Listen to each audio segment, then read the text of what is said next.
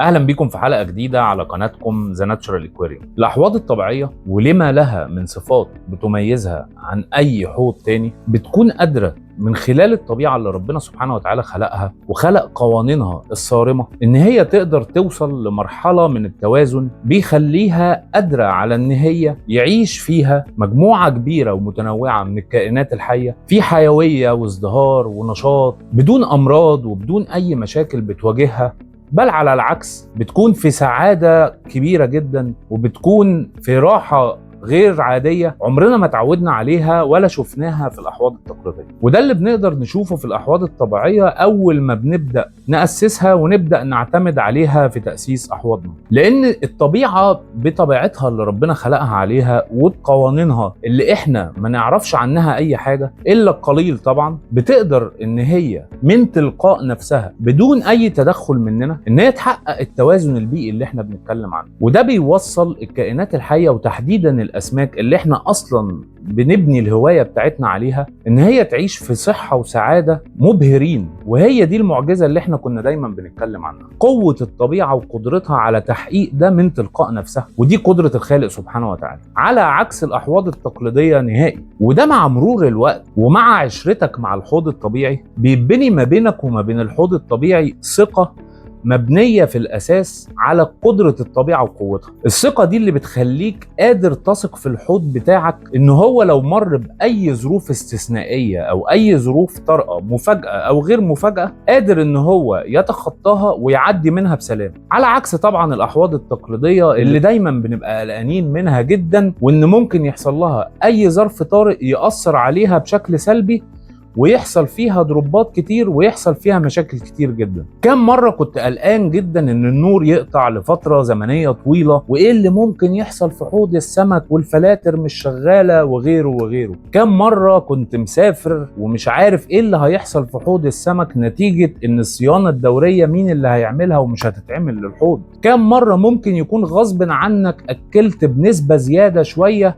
ويحصل الدروب في الحوض والميه تعكر وتغيم وتبدا تفقد اعداد من السمك وغيره وغيره. كم مره لاسباب ما تعرفهاش لكن بتبقى نتيجه تدخل من حضرتك في الحوض، إن كان بإضافة أي مادة كيميائية، إن كانت مطهر أو علاج أو سماد أو غيره، ويحصل إن أنت تبدأ تكتشف ظهور مرض ما في الحوض. في الأحواض الطبيعية إحنا الأمراض هجرتنا وما بقتش موجودة عندنا، لدرجة إن أنا بدأت أنسى الأمراض اللي بتيجي لأسماك الزينة. وعلشان خاطر ان انا عايز اخصص حلقة اتكلم فيها عن امراض السمك، محتاج ان انا ابدا ارجع بالذاكرة لورا وافتح الكتب بقى وافتح الانترنت علشان ابدا اتذكر ايه هي الامراض اللي بتيجي لاسماك الزينة وازاي نتعامل معاها. ولكن طبعا طبقا لنظريه الاحتمالات احنا مش هنقدر نقول ان الاحواض الطبيعيه ما بيجيلهاش امراض نهائي، ولكن هو ده في الحقيقه اللي حصل معايا ومع جميع تجاربي الشخصيه، ان انا ما شفتش الامراض الى الان وفعلا الامراض هجرتني. ويمكن هنشرح في بقيه الحلقه شويه تفاصيل لما نبدا نتفرج على الاحواض بتاعتنا اللي النهارده حابب ان انا اشارككم فيها تجربتي وتيجوا تتفرجوا معايا على احواضنا وندخل جوه ونقرب منها علشان نشوف الطبيعه وجمالها وتطورها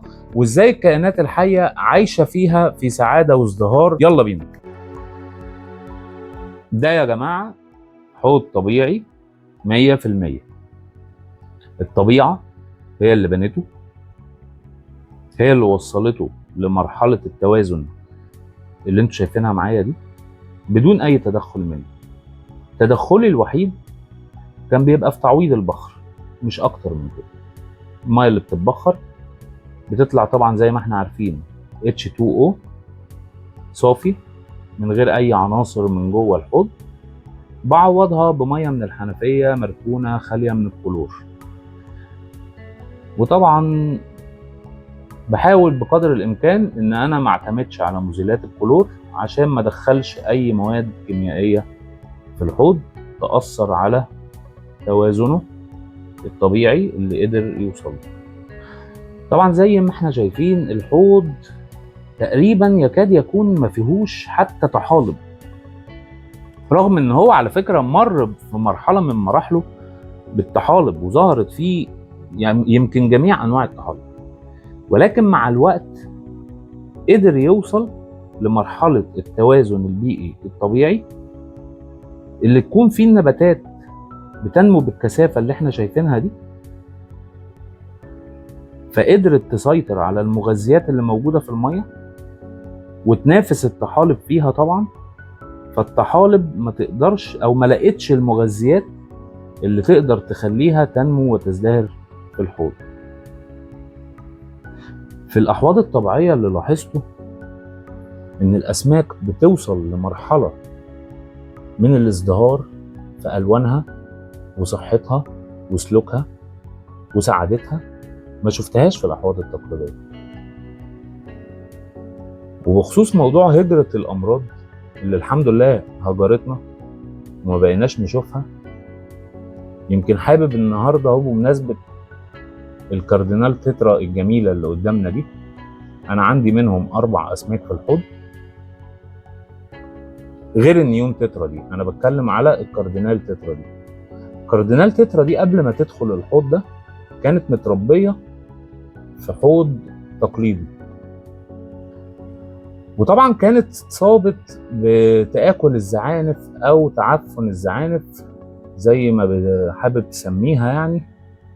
ويمكن المرض ده أصبح مرض شائع لدرجة إن احنا تقريبا أغلب الهواة خلاص اعتادوا عليه وبدأوا يتعاملوا معاه على إن هو جزء من الحوض.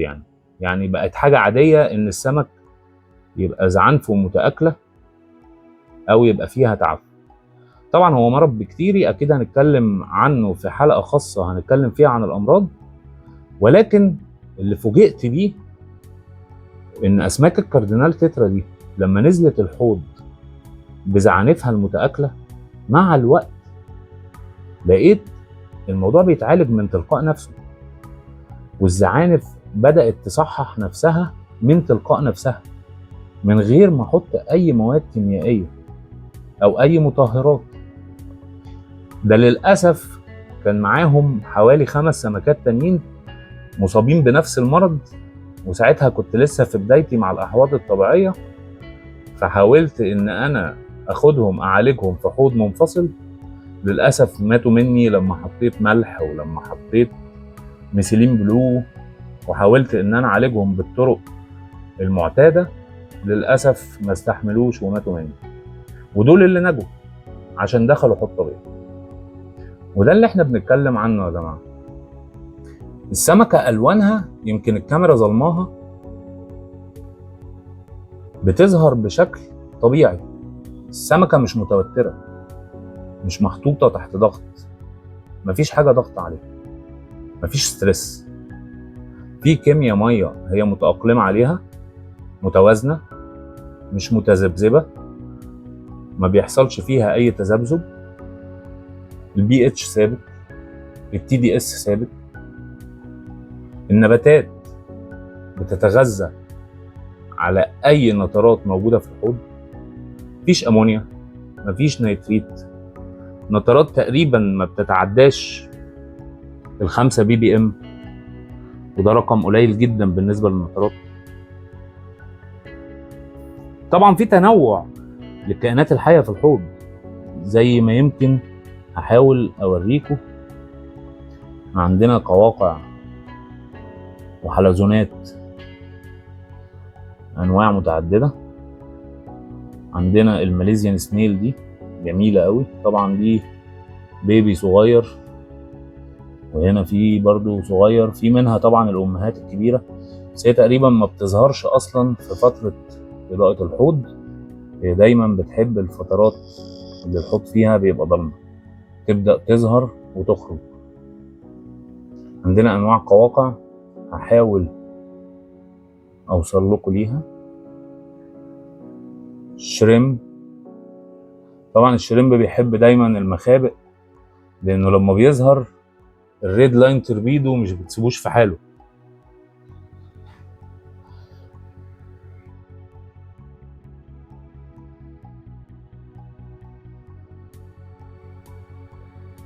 طبعا هو بيستمتع جدا بالمناطق اللي دايما بتبقى موفره له الحماية والأمان من اي اسماك ممكن تلتهمه. عندنا بيبيهات جديدة جابز. طبعا البيبيهات دي مش عارف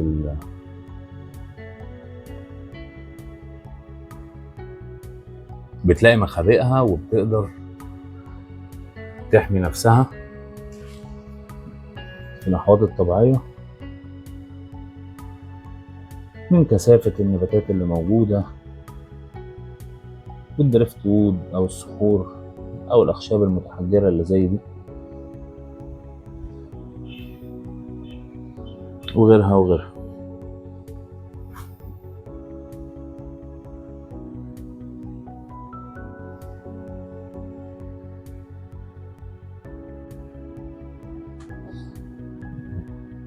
جمبرياية اهي. اللي عايز اقوله ان تنوع الكائنات الحية جوه الحوض الطبيعي بيديله فرصة طبعا انه يوصل لمرحلة التوازن اللي احنا عايزينها، لان كل كائن حي في الحوض بيبقى ليه دور. فالكائنات دي بيحصل ما بينها وما بين بعضها تكافل يوصل الحوض للمرحلة اللي احنا شايفينها. تالي شايفين شفافية المية ونقائها، مفيش روايح بتظهر في الحوض الطبيعي، يعني ما بنشمش اي روايح زفارة او غيرها بتظهر في الاحواض الطبيعية. الاحواض الطبيعية ريحتها ريحة المطر، ريحة الطبيعة، ريحة الارض، ريحة منعشة جدا على فكرة، ويمكن ما بتشمهاش غير لو قربت جدا من سطح الحوض بتاعك، يعني لان هي بتبقى ظاهرة على خفيف جدا.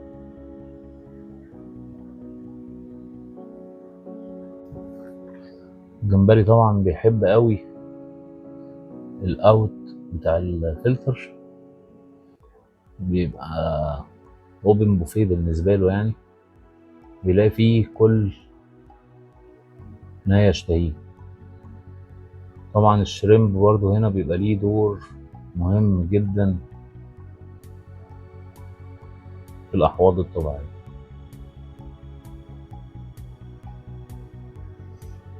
طبعا عشان انا كنت حاطط الوان متعدده من الشريمبس، فمع الوقت يعني تقريبا بقى كل الشريمب عندي الالوان اللي حضراتكم شايفينها دي. فقدت طبعا الوانه، ولكن كانش فارق معايا قوي قصة الالوان اكتر من دوره اللي انا محتاجه في الحوض بتاعي. ولكن لسه والله عندي تقريبا في شرمباية حمراء وفي شرمباية سودة بلاك، بس يوم مستخبيين بقى.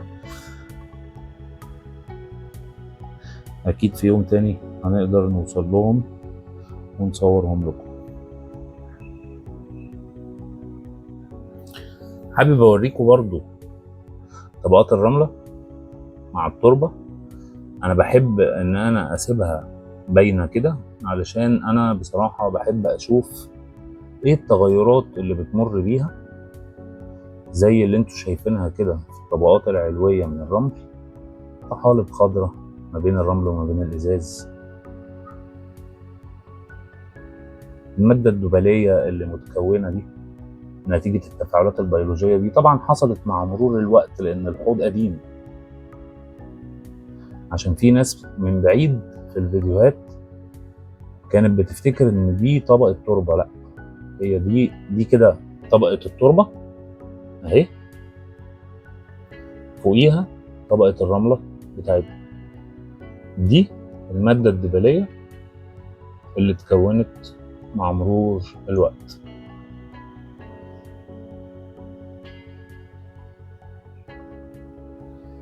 اللي عايز اقوله لحضرتك ان الحوض الطبيعي كل ما بيمر عليه الوقت بيزداد تحسن لحد ما يوصل لمرحلة التوازن اللي بيبدأ يستقر عليها صعب جدا ان هو يحصل فيه اي دروب او اي تذبذب في معاييره بسبب قوته.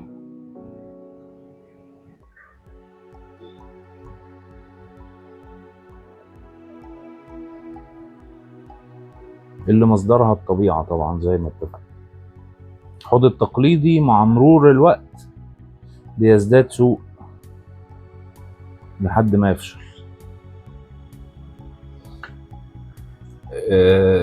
الجناب بتاعت الحوض دي انا ما بلمسهاش، وخلفية الحوض لو باينة هي خلفية سودة، لو باين الازاز ونظافته انا ما بلمسوش، لا بنضفها ولا بمسحها ولا بعمل فيها اي حاجة. ده حوض طبيعي معتمد على نفسه وعلى الطبيعة وقوتها الجبارة انها توصل بيه المرحلة اللي احنا شايفينها دي. الحوض ده فيه اكتر من 45 سمكة، بس كلها احجامها صغيرة كده. يعني اكبر سمكة في الحوض ده يمكن البريستل نوز، تليها الريد لاين تربيد.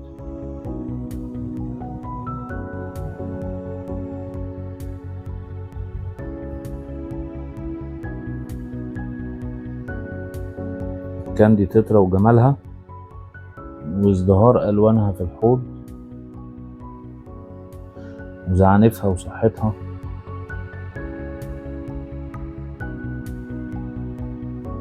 عايزة تنام. هو الحوض قرب النور بتاعه يطفي، فعلشان كده في جزء من الاسماك بدأ خلاص يكن بقى ويدخل ينام. حبينا نعمل لكم حلقة خفيفة وعايزين نسمع آرائكم، تحبوا أنهي نوع من أنواع الحلقات وإحنا نقدر إن شاء الله نقدمها لكم ونسعدكم ونحقق لكم كل طلباتكم.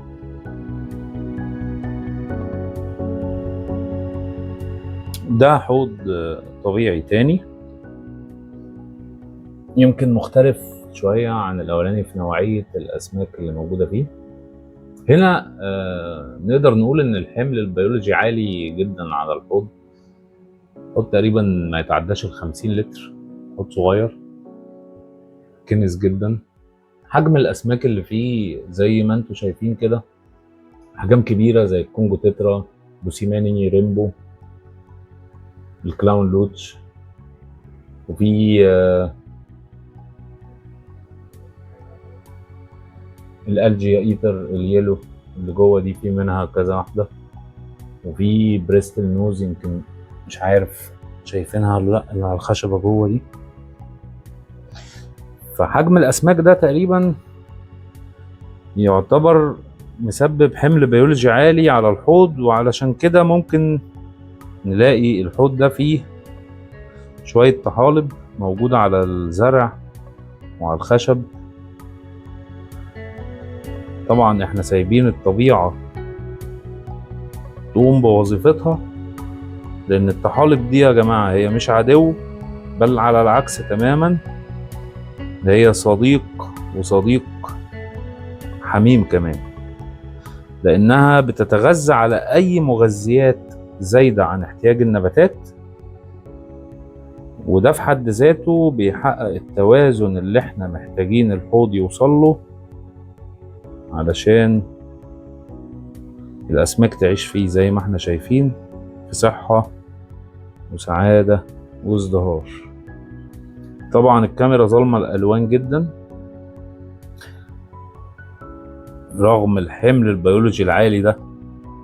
ما شفناش في الحوض ده الحمد لله أي أمراض، ما فقدناش فيه أي سمكة تقريبا. يمكن السمكة الوحيدة اللي فقدناها في الحوض ده كانت بوسيماني ريمبو. دول كانوا في الأصل هم التلاتة، هم كانوا 4 في واحدة نطت من الحوض للأسف. كلامولوتش خجول بطبعه طبعا، فلما بنقرب من الحوض، لكن زي ما انتم شايفين ألوانه عاملة ازاي، برضو رغم ان التليفون والكاميرا ظالمينها جدا، ألوانها مش هربانة منها كعادة الكلامولوتش في الأحواض لما بتكون متوترة أو محطوطة تحت ستريس أو مش مستريحة في الحوض بتاعها.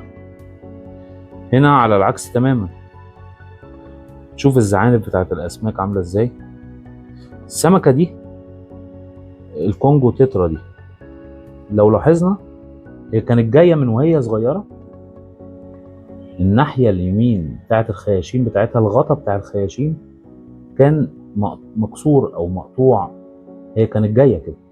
طبعا أول ما جت كانت صغيرة، أنا افتكرت إن هي مش هتقدر تكمل وهيصيبها أي مرض بكتيري أو طفيلي لأن الخياشيم بتاعتها مش محمية، ولكن الحمد لله إلى الآن هي عايشة في صحة وجمال وازدهار. يمكن الحاجة الوحيدة بس إن حجمها فارق عن باقي نفس نوعها، يمكن هي أصغر واحدة فيهم، ولكن عايشة بصحة جيدة جدا. الحوض ده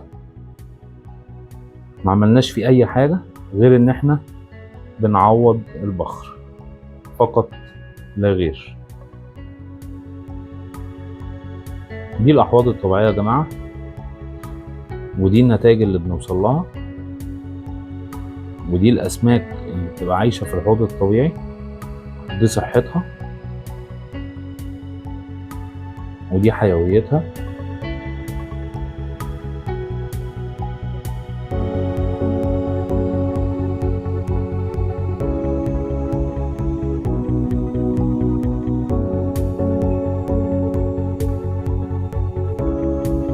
وفي الحوض ده حابب اشارككم معايا برضو تفصيلة مش موجودة في الحوض التاني. احنا هنا لما عملنا الرملة ما حطيناش سيليكا، ويمكن ده سبب من اسباب ان الطحالب في الحوض ده طولت شوية، رغم ان هي قلت بنسبة كبيرة جدا جدا جدا.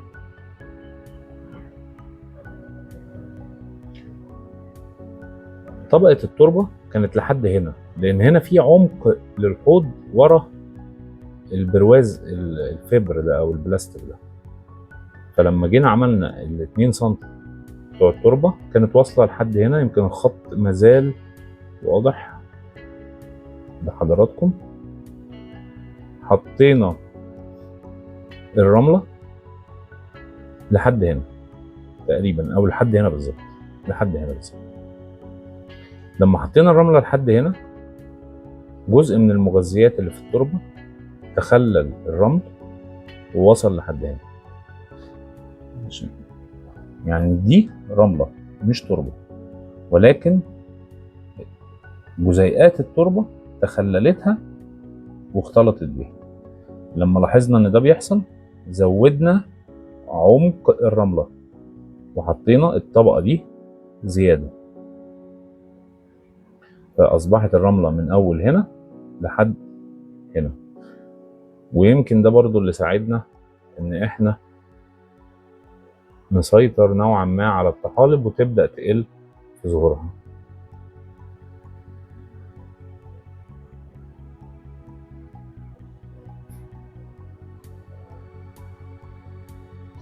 هو ده مش حوض سمك، دي علبة بلاستيك فيها مية، مأسسها زي الحوض الطبيعي، بس طبعا مش بنفس عمق طبقة التربة.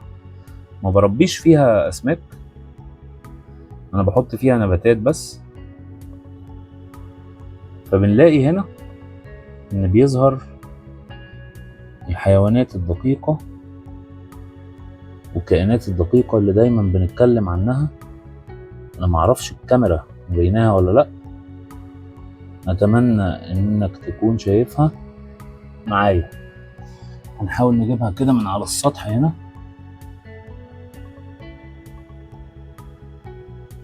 اهي، في حاجات منها بتتحرك اهي. طبعا عشان على فكرة الكائنات الدقيقة دي موجودة في أي حوض طبيعي، ويعني النظام الطبيعي بيعتمد عليها اعتماد كبير جدا في تحقيق التوازن. ولكن هي في الأحواض اللي بنربي فيها الأسماك، طبعا لأن الأسماك بتحبها جدا لأنها مصدر غذاء رئيسي ليها في الحوض الطبيعي، فمش هنشوفها بالوضوح ده، لكن هي بتبقى موجودة في طبقات الرمل العلوية، ولما بتظهر السمك طبعا بيلتهمها. وانا هنا باخدها من هنا وبحطها في الاحواض برضو علشان، وهنتكلم عن الموضوع ده طبعا في حلقات وحلقات، وهنتكلم عن تفاصيله وازاي بنحضره وايه فوائده.